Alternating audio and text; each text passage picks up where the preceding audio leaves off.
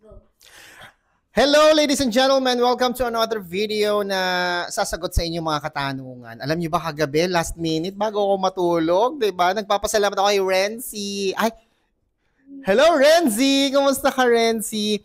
Isang client natin na nagpa-trade po yan kagabi before he goes to sleep, no? Ako din, ganon. Bago magpahinga, nagpahabol isang client natin sa G-Gives. Kasi may pamilya daw siya sa Romblon, no? Tapos siya yung breadwinner, may hanap buhay naman yung magulang niya, hindi naman sila totally sinusuportahan na, alam mo yon. Kumbaga, meron silang sari-sari store, meron silang ganon, pangkabuhayan din. Pero syempre, bilang anak, anong tawag doon? Yung para meron kang burden na wag silang pabayaan, di ba? Totoo yun guys. Kapag ikaw yung nakaranas ng pagmamahal ng magulang, hindi mo rin matitiis na mapabayaan ng iyong mga magulang, di ba? Chi, tapat mo yan. Dito, tapat mo lang kay daddy. Kaya yon, maraming salamat po sa lahat ng patuloy na sumusuporta sa G-Gives Convert ni DJ Chico. Yan, maraming salamat po sa inyo. Alam niyo, sabi nga nila, bakit ganun yung rate kay DJ Chico? Ganito, ganyan. Kasi po guys, syempre unang-una, legit. Hindi kayo kakabahan. Although, kaya nga tayo ginagaya Kaya nga may mga scammer, di ba, na kinuklone yung account natin. Kasi alam nila mismo, yung mga tao mismo, yung mga kalaban, kakompetensya natin, at saka yung mga, tawag nito, yung iba, alam nila na ganun ka-famous, ne?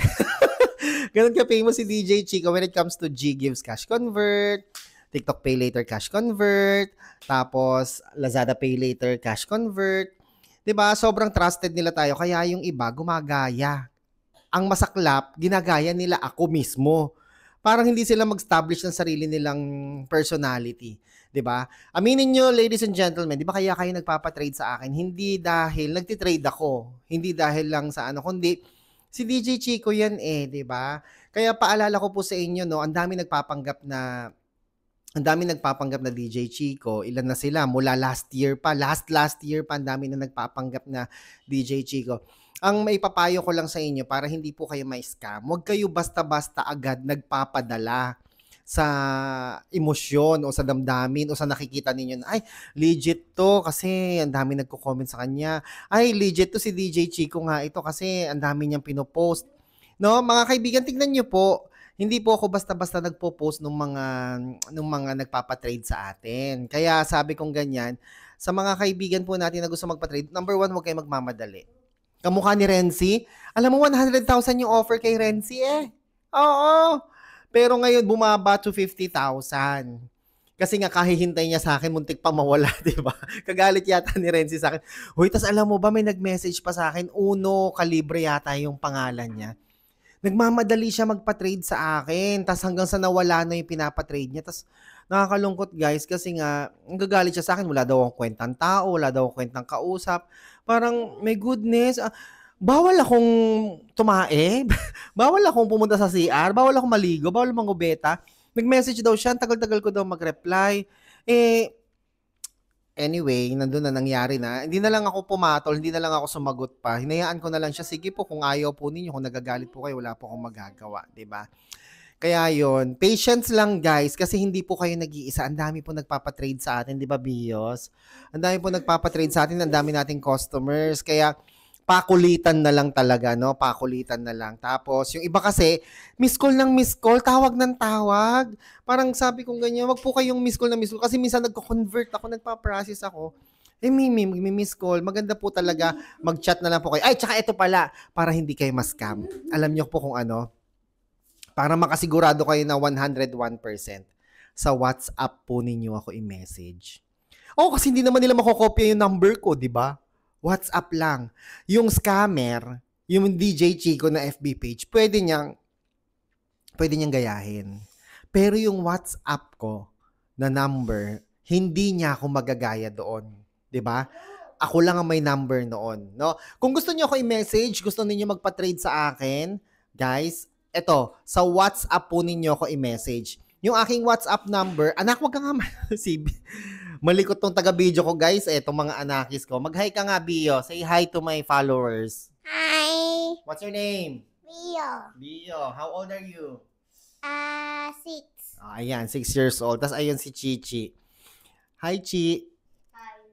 Ayun, nasa behind the camera. Siya yung aking cameraman for today's video.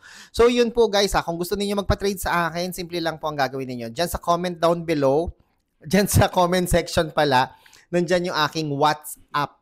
No, para hindi kayo ma-scam, sa WhatsApp na lang po tayong mag-usap, no? Pero yung mga suki ko sa DJ Chico FB page, okay lang na doon tayo mag-message, no? Nagche-check pa rin naman ako ng FB page ko. Pero yung mga first timer, kinakabahan, gusto makasigurado, sa WhatsApp po tayo mag-message. Okay po? And once again, maraming salamat po sa lahat ng mga nagfa-follow at nagsusubscribe sa ating YouTube channel na DJ Chico. Tumataas po yung mga viewership natin, pati followers natin, pati watch time, watch hours. Sobrang thank you po. Maraming salamat po sa inyong tiwala kay DJ Chico. Okay? Ang dami na nga nagtatanong din sa akin tungkol sa GCash nila. Kanina may tumawag sa akin tungkol sa G-Invest at sa CIMB sa GSave. Meron daw siyang BPI account. Pwede daw ba niyang, kasi sa pag nag-GSave ka sa GCash, di ba, meron doon yung GSave through BPI. So sabi niya, meron akong BPI account, pwede bang yung BPI account ko yung aking ipasok doon, ilalagin? Well, I am not sure of that. I am not sure of. Kasi alam ko, iba yung features, iba yung account na nasa, anak, wag mo igaganyan, wag mo igaganyan. Iba po yung GSave na BPI. Hindi po siya yung normal na regular savings account. Okay? So that's it for today's video. Ako po si DJ Chico. Oops, WhatsApp po tayo mag-uusap ha. Kung kinakabahan kayo para makasure kayo, WhatsApp lamang po. Ako po si DJ Chico. Enjoy the rest of the day and God bless po.